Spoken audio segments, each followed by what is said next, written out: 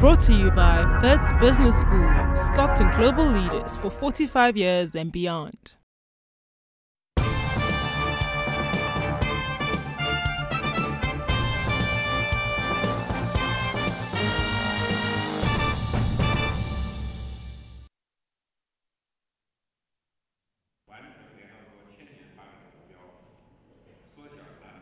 Welcome back. We're live in Johannesburg and you're watching this special broadcast of the BRICS summit that was held in Durban, where we had the presidents of Russia, Brazil, India and China, and of course South Africa. And in addition, we also had presidents of Africa coming in and discussing perhaps the potential gains for the continent from this association with the BRICS. My guests are still with me, Dr. Martin Davies from Frontier Advisories, as well as Mr. Lionel October from the Department of Trade and Industry. And we're now joined by Sandile Zungu, the CEO of Zungu Investment Company. Mr. Zungu, thank you, sir, for joining us. We're going to bring you into the conversation, but before we come to you, I wanted first to talk about the other part that was tangible in terms of some of the stuff that came out of Durban, and that was the trade swaps that were announced and also the bilateral agreements that were announced.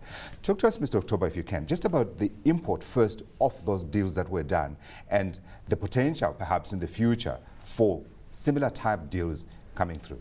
Well, let's say there was a few big agreements signed and a number. Firstly, with the Chinese, we signed about 10 different memorandums of understanding on different investment projects. Some of these investments are at a very mature stage and are ready for implementation. For example, we signed the cement plant in Limpopo, which will be it was the financials between the banks that are involved in that project, Nedbank and others. They signed the sort of final sign-off for that project.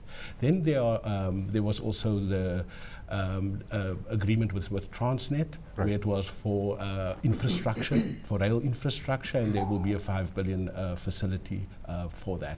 And then, as I said, there's a number of other industrial investments. Firstly, there was the ship repair, shipbuilding plant, and there's chemical plants and so on. And then there's the Petro SA oil refinery in Kucha. So it was a range of with the Chinese. With the Indians, there was one really great project, which is now in the feasibility study stage, which is the agribusiness park in the Dubai trade port, right, which is really serve as an export platform for some of our agricultural and agro-processed products. And then with the Russians, again, there was a range of agreements signed, but I think the most significant was on collaboration on the aerospace industry and then also on the defense industry. We will be servicing and repairing and maintaining many of the Russian helicopters. There's about 600 of them in service on the continent. South Africa will then serve as a repair hub and a maintenance hub, and as you know, that's very labor intensive work. So as I said, a range of commercial opportunities, which is really where we're trying to drive the bank. We are not really too much interested in the geopolitical, ideological considerations. Yeah. In terms of South Africa's developmental needs, it is commercial. It's to build a strong manufacturing, industrial, diversified economy. Yeah. So really we're trying to steer the entire BRICS agenda to commercial, market, investment, trade opportunities. Yeah, you know, as in the media, we're always fascinated by numbers. So I try to scratch my head and say, how many deals actually came out of BRICS? Would you be able to quantify that for me? Well, I think, as I said, it's significant, but there was a really quite, I mean, there were significant deals, there's significant investment, and it's real investment. It's purely at the business-to-business level, right, and so on, but it's really substantial. Sandile, did you see any of the deals? Were you in any of the deals? I personally no. No. But certainly there were very eminent business people in South Africa, both black and white organizations, who were very excited about having their deals embraced and recognized at that level. Yeah, it's interesting that you bring in the black angle, because that's an important part, because what are we talking here are mega projects, and we know that most black businesses are small in terms of size and scale and their ability to be able to interact with sophisticated companies coming out of Russia, China and India. How do you bring in and ensure that the black business community actually benefits out of what is happening now? You'll be very surprised that some of those mega projects had very significant black economic empowerment participation in them, whether it's a cement, whether it's a ship repair in Richards Bay. yes, black business is coming of age, but it's very important to note that from the BRICS Business Council, in our terms of reference, we put right at the center the role of SMMEs, that they must be at the center of the development of our economies, simply because therein lies the path to sustainable high levels of economic growth. Therein lies the path to greater employment for our economies. So clearly, that's where the bulk of black businesses are located currently, but they aspire to be big. Yeah. Martin, were you able to put some figures? I'm hoping one day I'll be able to write that actually out of BRICS in Durban, there was a total of 50 billion or 100 billion, I don't know. I'm looking for a billion something figure that tells me whether these guys were not just talking, but they actually had deals that were actually done at this summit. A lot of projects are not just initiated and finalized in Durban last week. A lot are around this sort of time period. Sure. Just picking up what Lina was saying is the project, and a lot of this is quantifiable from the Chinese side of things. Right. They're clearly the most proactive and assertive investor deploy of capital into South Africa and the region. No, I actually certainly saw, apart from South Africa, I saw China, India, I saw China, Brazil, I saw China, Russia. Then, of course, yes, there was South Africa, China, South Africa, India, South Africa, Brazil, but very much a Chinese player. China is always sort of going to be the cornerstone, and arguably the whole thing, it's the biggest letter in BRIC. Sure. I would always argue, and the financial corporate sort of firepower that China has to deploy in Africa is obviously very evident. It was evident in Durban as well. Putting numbers to it, China Development Bank, as I said, $5 billion credit facility for Transnet. So that's some, I think the Brian Molefe used the phrase innovative financing mechanisms. So it's longer term capital, lesser cost, very developmental. That's a very positive. Absolutely, also positive for the rand, because that means that money that we're going to borrow overseas is not going to come in terms of dollars, because of the currency swaps that we're talking about. Well, it was a $5 billion facility, so we still haven't got that the currency swap sort of arrangement finalized as yet, so maybe we need to look at that. But the second thing, the cement project, Tangshan Jidong Cement out of China, it's a $220 million US project, so it's sizable money, 1.5 to 2 billion rand in there was a couple of others as well, but those are sort of the main ones. The recent announcement, Huawei won a tender project with PRASA that was also discussed at the BRICS, 485 million rand as well. So these are sizable sort of monies coming through. What about the Africa dynamic? We talk often about the fact that South Africa is representing Africa inside BRICS. I didn't hear of a structure that would bring in the African countries into it. Yes, we had African presidents that were there, I think 15 of them, I was told. How do we bring the other parts of Africa inside BRICS and benefit from the relationship that South Africa itself has with BRICS? I think what we have succeeded really in doing with this summit is really to put Africa at the heart of the BRICS agenda. So as you know, it was the theme throughout, but also by inviting 15 heads of state and having big countries, Ethiopia, either Senegal, we did have a discussion. So in the afternoon of Thursday, there was, in a sense, the African dialogue with the African countries. There, the big discussion and what was put on the table was really the infrastructure projects of the African Union and the NEPAD infrastructure. So concretely what was put was all the North-South corridor, other projects and so on, was put on the table, and then we got a commitment from the other BRICS members to really to support Africa's infrastructure development, but most importantly to realize that the investment that must start flowing onto the continent is not only in the mining sector. It has to be in the manufacturing, industrial sectors. So I think that is the two agenda items that we managed to put on the agenda, and I think it's now part of the BRICS program. I want to throw this to all of you. Do we need a formalized institution to bring Africa and South Africa and then use that platform to then get into BRICS? I don't think so. I don't think so. I think for us, what's important is, and we've been pursuing a regional free trade area. SADC, EAC, COMESA. But let's look at SADC right now. Since we were invited into BRICS in December 2010 by Beijing, there was a lot of critical comment about South Africa's inclusion. And I think it's very important to note, if we are able to align our regional integration strategy with our BRICS membership, and also to create a counterweight with 50 million people as SADC with 15 countries with 275 million people. We're bigger than Brazil, we're bigger than Russia, and very importantly, we're bigger than other aspirant members like Turkey, Mexico, Indonesia.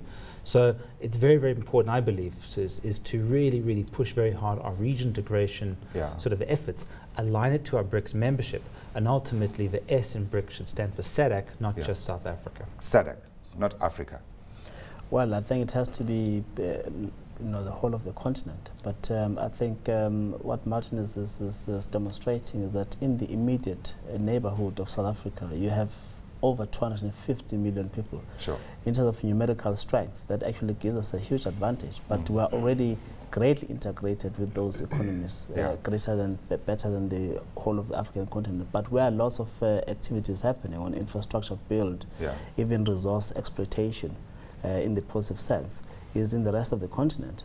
And Africa must not ever feel excluded from this camaraderie between South Africa and other countries of course. A friend of mine's Twitter handle is Pan-African, and I always say, break down the boundaries, take away the politicians, and make Africa one place. Now, we've got a studio audience here with us where we're discussing what came out of BRICS, and we'd like to go to our audience now for questions and perhaps comments about some of the things that they've been hearing, and also their thoughts on the outcome of BRICS. If I can ask our audience, if they can, to please identify yourself and be very succinct and to the point about your comments so that we can get as many voices as we can. I'd like to ask to go to our audience now, if we can. Is there someone with a mic? Yes, we do have a question. Please go right ahead. Yes, it's on. All right. Obviously, a good opportunity or opportunities that will come to BRICS. But also, I look at the fact that we do need, nevertheless, a human capital that can convert the opportunities that we're speaking about here. So I just want to know who's funding education in this case, because I know that we have to partner in terms of developing the people that are going to participate so that we can create sustainable businesses, but also people that can advance economic growth beyond just projects level. So who's funding this? Is it going to be funded at country level education in terms of, is it going to be the bank again that is going to assist us in terms of this? If you can identify yourself, ma'am. My name is Wendy Ngoma. I'm the director of the West Business School. Thank you. Gentlemen, who's going to fund the education? Well, I mean, firstly, what was created also at this BRICS forum, which was significant, which is not in the economic area, but there was the academic forum, a BRICS academic forum. So higher educational... There was no noise about that at all. Well, I think, as I said, people only look for the big numbers, 10 billion and so on. But I think, as I said, it was a significant, actually there was a statement by the Minister of Higher Education where he held a press conference on the academic forum. There's also a BRICS think tank that has been established and so on. So I think those are the institutions. Currently, obviously, the educational needs are taken with at the country level and so on. But I think there would be increasing areas of cooperation. But I think that is the key point. Without the level of skills development, without human development, I think you can't realize all those commercial opportunities if you don't have the skills base to be able to use the technologies and so forth.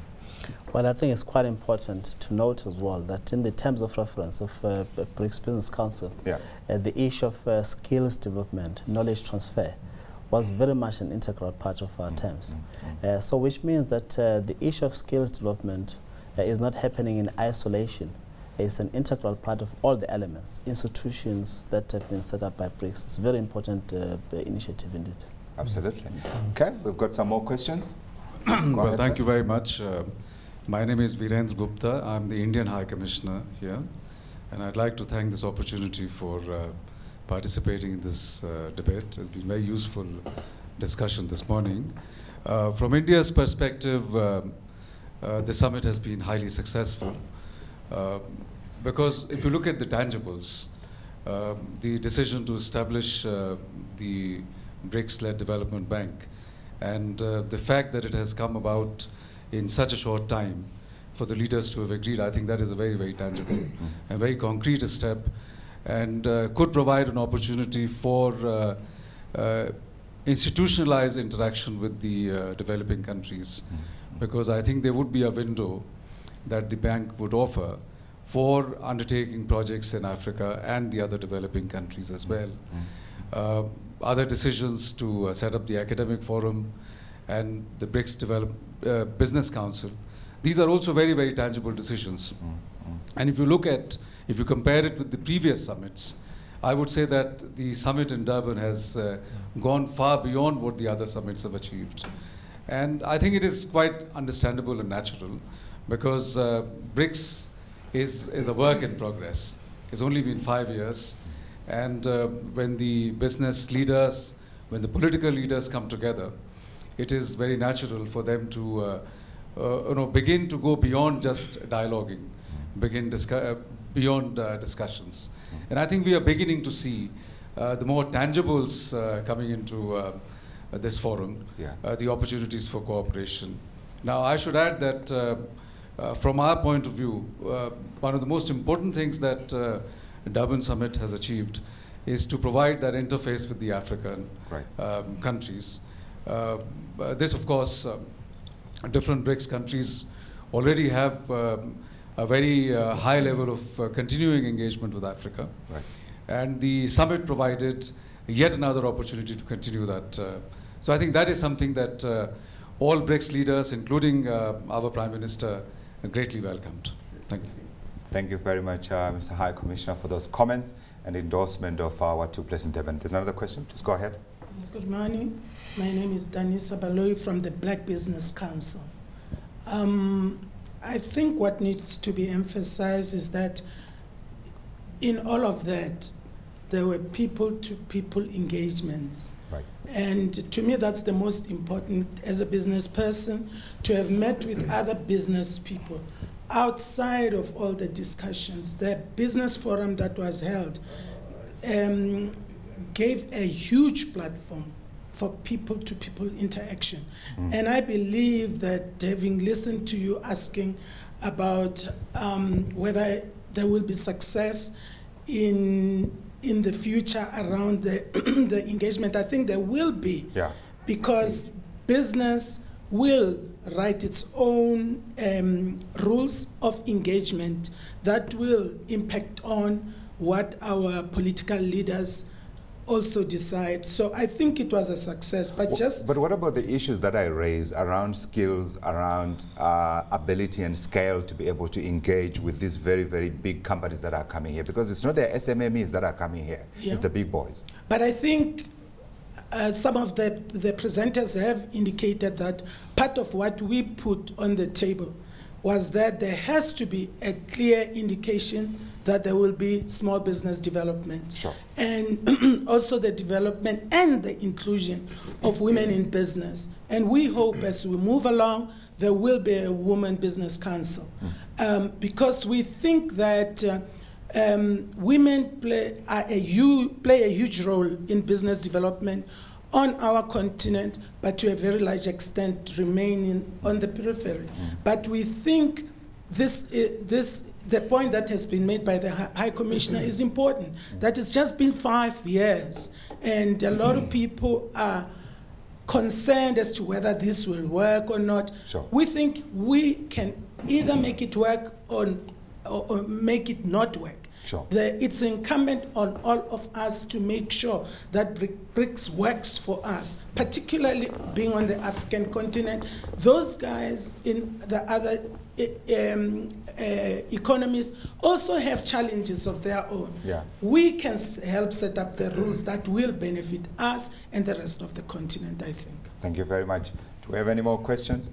Because for me, one of the key issues that we still need to address here is how we protect industrialization in Africa as the Chinese and the Indians and all these other far more sophisticated development economies come into play in our space. But let me pose that question. I think there's another question here. Please go ahead. Good morning. My name is Mteto Nyati. I come from Microsoft South Africa. My question is directed to Lionel. When we look at the participation of South Africa in the BRICS, this was largely at the back of Africa. And listening to the investments that Lionel has just highlighted, almost all of them, we're excited, almost all of them are about South Africa. I would like to understand what mechanism are we going to put in place to guard against just driving only South Africa interest, to just make sure that we continue to be representing Africa in our engagement in the BRICS. Thank you, Mteto. I think my question comes back, do we need another structure here? Well, I think the issue about South Africa and Africa, our needs and development needs are the same. We're the only continent really that haven't industrialized, that don't have a diversified economy. So we've got very strong mining sectors and maybe strong financial sectors, but we all miss that missing middle of a strong, productive industrial sector. So our needs are the same and so on. I think, as I said, we've made the first steps as South Africa. We've adopted a very clear industrial policy, but the important thing was within the BRICS and in all our engagement with bilaterally with China, with India, our minister and president have put on the agenda that we need to cooperate with our partners in China to develop the Africa's industrial base and so on. That's why, as you can see, there's a shift away from just increasing quantitative trade. Right. The shift is to investment on the continent. Now that it solves your industrialization problem. If you stop importing just products from any other countries, but you really start producing it yourself. So that's why the investment agenda is so key, and also the creation of business linkages. Right. Once you create these business linkages, you'll have, there's already been a number of joint ventures between South African companies and the Indian companies to invest on the continent jointly. And so I think that's more what we need, that bipartite collaboration to really start investing on the continent in the manufacturing sector. Without a structure. We're running out of time because we have got about 5-6 minutes left of the show. If you want to quickly make a point before we take another question. Briefly, I want to, thanks Kofi, I want to just link a couple of things. Denisa highlighted the importance of people-to-people relationships here. Peer-to-peer learning, Wendy mentioned around sort of education. It should also result in peer-to-peer pressure, peer pressure. Nice, good pressure. Our competitive pressure, our political collaborators are the BRICS. Our commercial competitors are other BRICS economies. Yeah. Now, for me, on the industrialization side, and this was perhaps absent from Durban, we need to understand each other better through these people-to-people education linkages, business-to-business linkages. Why? Because something's happening in China right now that is going to profoundly, potentially impact industrialization of Africa. China's going through this deindustrialization process. It started now. In the next 10 years, China will lose between 80 to 85 million jobs. Gone, disappeared forever. And where will those jobs go? They're going currently, right now, to Myanmar, to Thailand, to Indonesia, to Sri Lanka, to Bangladesh, to Philippines, to Vietnam. The average wage right now in Guangdong province, South China, accounts for about 60-65% of China's entire exports. Right. One province. The average wage in rand terms is nudging 7,000 rand a month. Blue collar, light industrial. Right. Highly uncompetitive in terms of price compared to those neighboring economies. I didn't hear Zambia. We're on the cusp. Somalia. We're on the cusp of industrial revolution. If only we realized it. It's not a state-driven process. It's a market-driven one. Yeah. We as economies need to understand this, step up to the plate, attract this admittedly low-rung, bottom of the value chain sort of manufacturing, but highly job-creating, blue-collar, light industrial sector out of China into Africa, into our part of the world. And we need to put tangible plans to make sure that happens. Do we have some more questions? Yes, we do. Please go right ahead. Good morning. My name is Georgis Vaidyan. I head the State Bank of India's operations in Africa. During the entire BRICS summit, there was a formula which became very, very popular. That is the 25-40 formula. 40% of population and 25% of global GDP. My question is, will it ever become 40-40 formula? Meaning that the 25% of the global GDP, will it ever go to 40% of the global GDP? Absolutely. Will it happen, Martin? Well, Xi Jinping this was his first foreign foray. South Africa's Chinese president. The new Chinese president, and people were saying on the sidelines that during his presidency, which will be 10 years, by 2023, China will become the world's biggest economy. India, of course, the whole demographics is on India's side, of course, Dr. Vaidyan, as you well know. For us, I think, China at 8% growth, you effectively double your economy every 7 years, 7.5 years. You double in size. For us, and Nigeria is seeing the same sort of phenomenon now, 7.5%. I think coming back to that peer pressure, it should create pressure on us as Africa, as South Africa, to grow it similarly. There's no reason why we should not be getting 5-6%, exactly like India is right now. It's sort of, we're all growing, but we're in different lanes of a highway at different speeds. I have room for one more question. If there's a burning question from the floor, there is. Yes, my name is Chifipa Muhango. I'm a chief economist for ArcelorMittal, South Africa. My question is directed to Mr. Lion October here.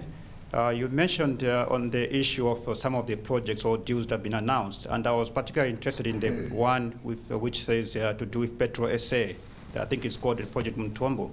That project has been on the radar for some time now. I'm not sure in terms of implementation, at what level are we going to see work on the ground, especially with the participation of now our new partners from China? And then the other thing, I just want to get your clarity there, is that has there been enough sensitization amongst our BRICS partners in terms of our local procurement accord? We put a target of about 75%, which have been set by your department there.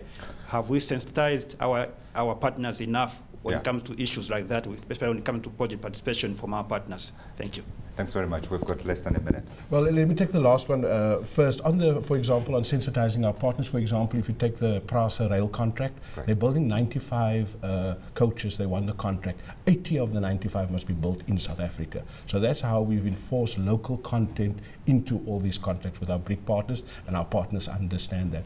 And then secondly, with regard to the refinery project, as I said, at least a critical stage has now been reached where there is a joint venture with Sinopec to really start looking at the mechanics of establishing such a refinery. So it has been at the feasibility stage and so on. Now you have a real partner on board to start working jointly on developing that project. Time is a terrible thing. It has run out, but it has not run out for me, because I still have my question to you. Where is that $15 billion going to come from? For the development bank and for the currency reserve arrangement? Well, firstly, the amounts, with regard to the development bank, the capital structure and the shareholding hasn't been agreed yet. That is the work which is also only starting now. They've only agreed on the need for that establishment and that it can be viable. So now they're going to look at those numbers, shareholding, capital structure, and so on. Absolutely. Thank you very much indeed, Mr. Lionel October. With that, we come to the end of the show. I'd like to thank my guests on the panel and in the audience as well for participating. And thank you at home for watching us for this special broadcast where we've been discussing what the BRICS meant and what the BRICS are going to mean for the future of Africa. For us, the story is beginning. Thank you and goodbye.